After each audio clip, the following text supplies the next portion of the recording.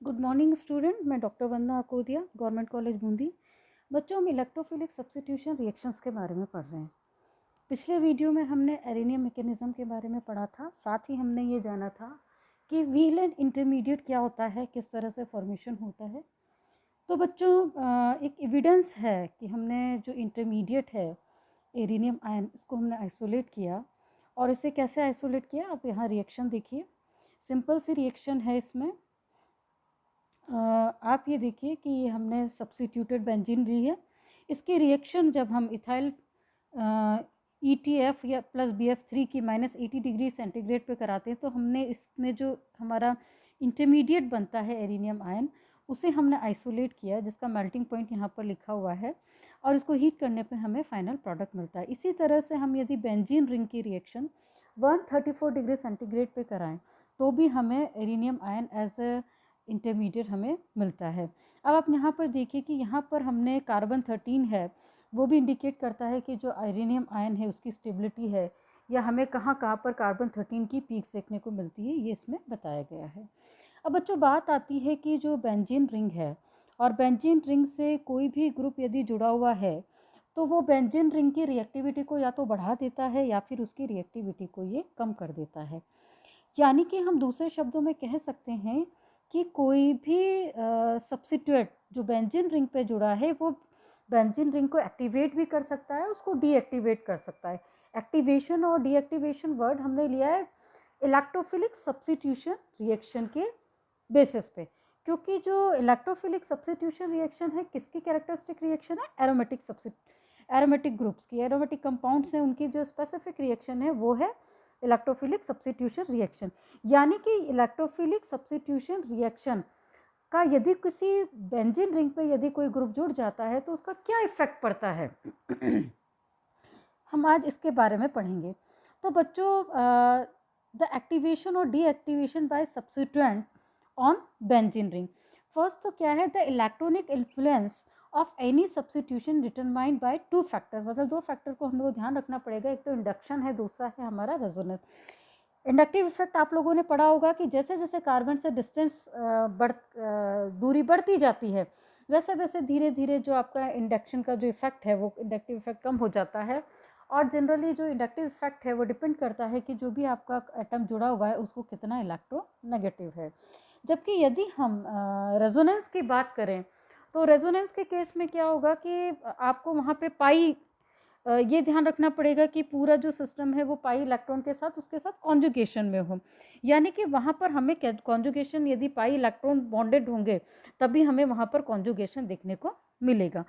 और इसकी जो इफेक्टनेस है, जैसे कि हम यदि इंडक्टिव इफेक्ट की बात करें, तो आप यहाँ पर ये देखिए कि जैसे जैसे कार्बन, सपोज करिए यहाँ पर Cl ग्रुप जुड़ा हुआ है, जैसे कार्बन का डिस्टेंस बढ़ता जाएगा, ये पॉजिटिव, धीरे धीरे ये कम होता चला जाएगा और कम होगा, जैसे जैसे डिस्टेंस बढ़ेगा कम होगा। मगर रेजोनेंस में ऐसा नहीं होता है। रेजोनेंस में ऐसा क्यों नहीं होता? क्योंकि पूरा इलेक्ट्रॉनिक पाई इलेक्ट्रॉन सिस्टम जो है इसमें काम करता है, और पाई इलेक्ट्रॉन की वजह से ही जो रेजोनेंस है बहुत ज़्यादा इफेक्टिव होता है, जब तक कि उसमें डबल बॉन्ड प्रेजेंट है, उनके साथ में वो कॉन्जुगेशन में है। नेक्स्ट पॉइंट आता है कि इंडक्टिव डोनर एंड एक्सेप्टर, यानी कि इंडक्टिव इफेक्ट जो है, ऐसे कौन से ग्रुप हैं जो कि इलेक्ट्रॉन डेंसिटी जो है बेंजीन रिंग की बढ़ा देते हैं। और दूसरा, इलेक्ट्रॉन एक्सेप्टर्स आगे, यानी कि ऐसे कौन से ग्रुप हैं जो कि बेंजीन रिंग से इलेक्ट्रॉन को बाहर ले आते हैं या उसकी इलेक्ट्रॉन डेंसिटी को कम कर देते हैं। तो बच्चों, इलेक्ट्रोफाइल का अब अपन डीएक्टिवेशन और एक्टिवेशन को समझने से पहले हमें ये ध्यान रखना पड़ेगा इलेक्ट्रोफाइल है क्या। इलेक्ट्रोफाइल इलेक्ट्रॉन डेफिशिएंट है, यानी कि जिसमें इलेक्ट्रॉन की कमी है उसे हमने इलेक्ट्रोफाइल कहा।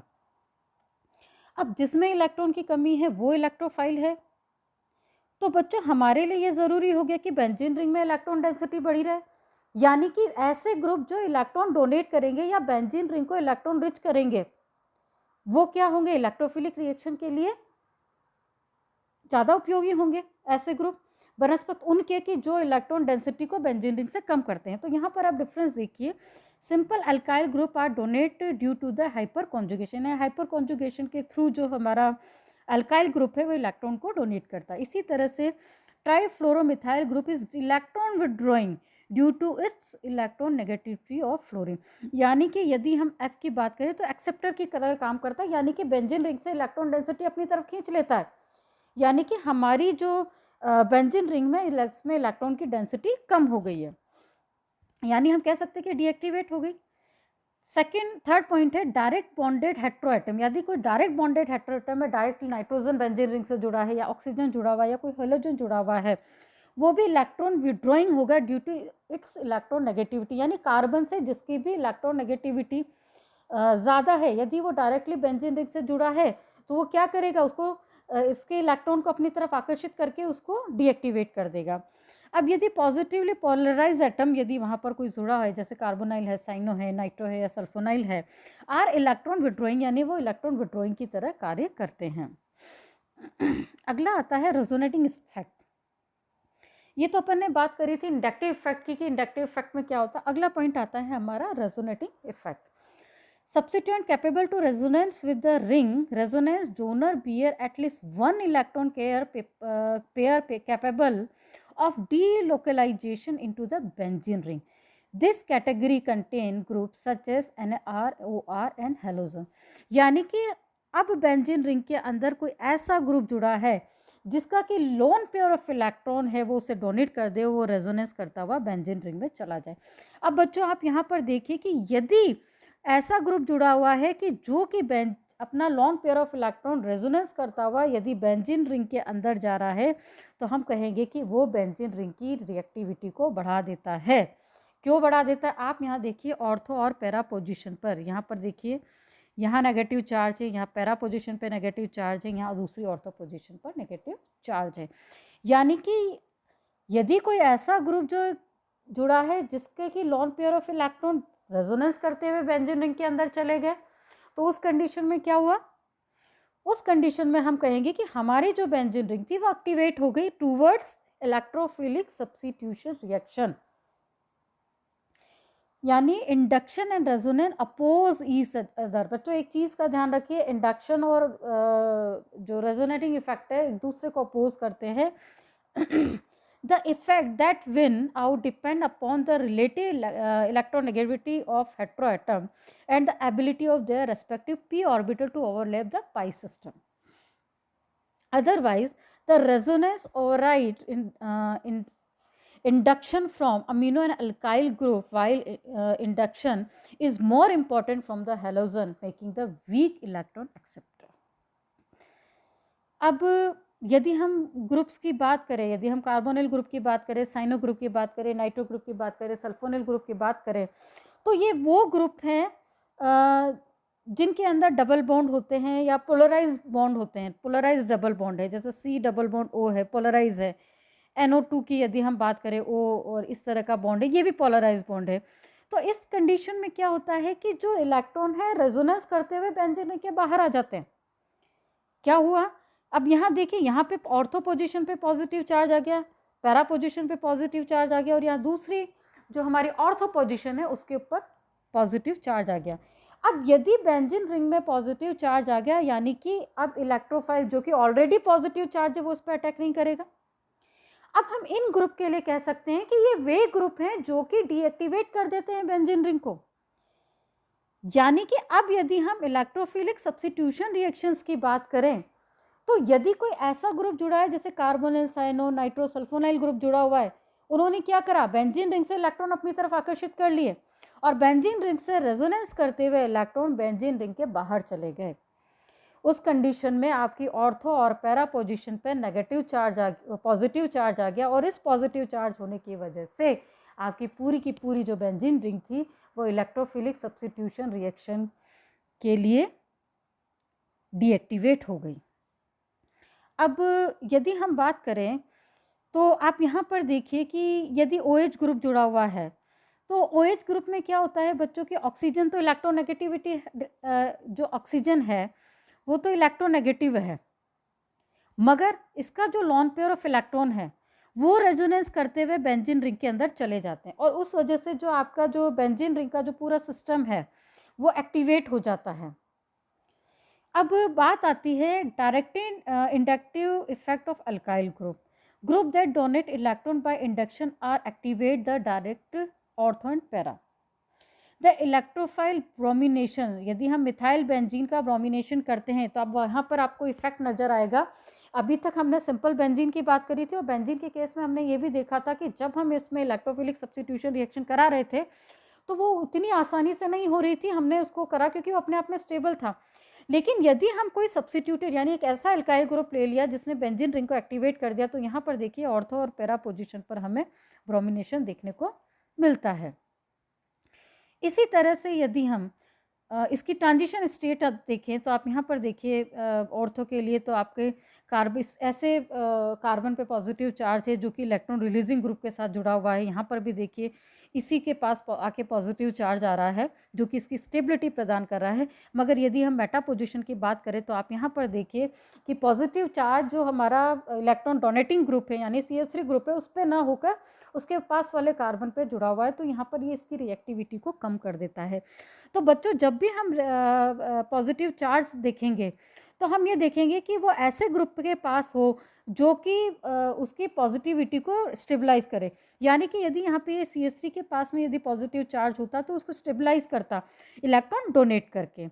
जबकि ऑर्थो और para isomer are often not obtain an equal amount primary due to the steric hindrance. यानी कि यदि अपन बात करें तो हमें जो ब्रोमिनेशन में जो प्रोडक्ट मिलता है मेटा, तो हमने अभी देख ही लिया कि रेजोनेटिंग इतना स्टेबल नहीं है जितने कि ऑर्थो और पैरा हैं। और यदि हम पैरा पोजीशन की बात करें तो पैरा सबसे ज़्यादा स्टेबल होता है, वहाँ पे स्टेरिक हिंड्रेंस नहीं है। लेकिन यदि हम इसकी बात करें ऑर्थो की बात करें तो आप यहाँ पर ये देखिए कि ऑर्थो पोजीशन पे यदि दोनों है तो बल्कि ग्रुप होने की वजह से यहाँ पे स्टेरिक हिंड्रेंस आ जाता है और ऑर्थो प्रोडक्ट हमें कंपैरेटिवली कम मिलता है और पैरा हमें ज़्यादा मिलता है। अब अगला पॉइंट आता है group the withdrawing electron inductive and deactivate the meta directing. अब यदि हम ट्राईफ्लोरो कार्बन से इसकी ट्राईफ्लोरोमिथाइल ग्रुप यदि इसके ऊपर जुड़ा हुआ तो हम यदि हम इसकी रिएक्शन कराते हैं तो हमारी जो रिएक्शन है, क्योंकि ये बेंजीन रिंग को डीएक्टिवेट कर देता है क्योंकि इसका बहुत ज़्यादा इलेक्ट्रॉन विड्रॉइंग नेचर है और ये इसे वो मेटा डायरेक्टिव कर देता है क्योंकि ऑर्थो और पैरा पोजीशन पे नेगेटिव चार्ज आ जाता है और जो हम रेजोनेटिंग स्ट्रक्चर बनाते हैं उसमें। लेकिन जो एकमात्र मेटा कंडीशन ऐसी होती है जिसमें कि हमें स्टेबल रेजोनेटिंग स्ट्रक्चर देखने को मिलता है। आप यहाँ पर देखिए पूरा रेजोनेटिंग स्ट्रक्चर यहाँ पर है। यदि इलेक्ट्रोफाइल ने जब यहाँ पर अटैक करा है तो आप ये देखिए कि पॉजिटिव चार्ज यहाँ पर आ रहा है CH3 पे, तो यहाँ पर तो ऑलरेडी इलेक्ट्रॉन डेंसिटी कम है, यहाँ पर भी देखिए इलेक्ट्रॉन डेंसिटी कम है और इसी पे वापस से पॉजिटिव चार्ज आ जाएगा। तो ये रेजोनेटिंग स्टेबल स्ट्रक्चर है, वो नहीं स्टेबिलिटी देंगे। बल्कि यदि हम मेटा पोजीशन की बात करें तो मेटा पोजीशन के अंदर आप ये देखिए कि जो कार्बन है इसके पास वाले कार्बन पर पॉजिटिव चार्ज है तो यहाँ पर ये थोड़ी बहुत स्टेबिलिटी दे देता है। तो हम कह सकते हैं Meta attack result in the transition state which is more stable then इधर ऑफ द ऑर्थो और para isomer since it does not place positive charge directly on the carbon atom bearing the electron withdrawing group. यानी कि जो positive charge है ऐसे group ऐसे carbon atom पे नहीं आना चाहिए जो ऑलरेडी ऐसे ग्रुप को बियर करके बैठा है जो इलेक्ट्रॉन विड्रॉइंग हो। यानी यदि यहाँ पर कोई इलेक्ट्रॉन डोनेटिंग ग्रुप होता तो कोई इशू नहीं था, लेकिन यहाँ पे इलेक्ट्रॉन विड्रॉइंग ग्रुप है तो इसकी स्टेबिलिटी को क्या करेगा और ज़्यादा कम कर देगा।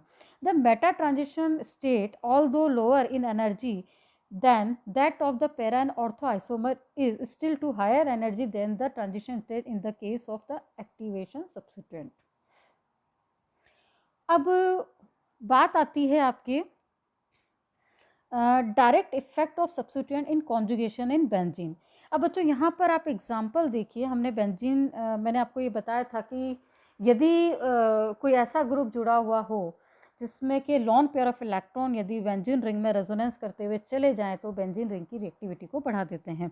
तो हम यहाँ पर उन्हीं ग्रुप को कंसीडर करेंगे। यहाँ पर देखिए द ग्रुप NH2 और OH strongly activate the benzene ring. Halogenation of aniline and phenol take place absence of a catalyst are difficult to stop the single substituted। यानी बहुत मुश्किल हो जाता है इसको रोकना, बहुत जल्दी अटैक करके हमें ट्राई सब्स्टिट्यूटेड हमें यहाँ पर प्रोडक्ट देखने को मिलते हैं। और ऐसा क्यों होता है? क्योंकि जो लॉन पेयर ऑफ इलेक्ट्रॉन है वो रेजोनेंस करता हुआ पहुँच जाता है और आपकी जो पूरी की पूरी जो बेंजीन रिंग है उस पर ऑर्थो और पैरा पोजिशन पर नेगेटिव चार्ज आ जाता है और यही नेगेटिव चार्ज जो है इलेक्ट्रोफाइल को अट्रैक्ट करता है। यानी कि इलेक्ट्रॉन डेंसिटी जहाँ रिच होगी वो इलेक्ट्रोफाइल को अट्रैक्ट करेगी और हमें जो फाइनल प्रोडक्ट मिलता है वो ऑर्थो और पैरा डायरेक्टिव मिलता है। ये देखिए मेटा पोजीशन पे पास में आ गया। तो बच्चों आज हमने रेजोनेटिंग स्ट्रक्चर्स के बारे में पढ़ा, इंडक्टिव इफेक्ट के बारे में पढ़ा, पहले भी आप इसको पढ़ चुके हैं पर थोड़ा सा हम इसको रिकॉल करेंगे, उसी के बाद हमें आगे की चीज़ें समझ में आएंगी कि किस तरह से जो बेंजीन रिंग है वो डीएक्टिवेट होती है। तो आप इस वीडियो को देखिए और यदि आपको कोई भी चीज़ समझ में नहीं आती है तो आप मुझसे पूछ सकते हैं। धन्यवाद।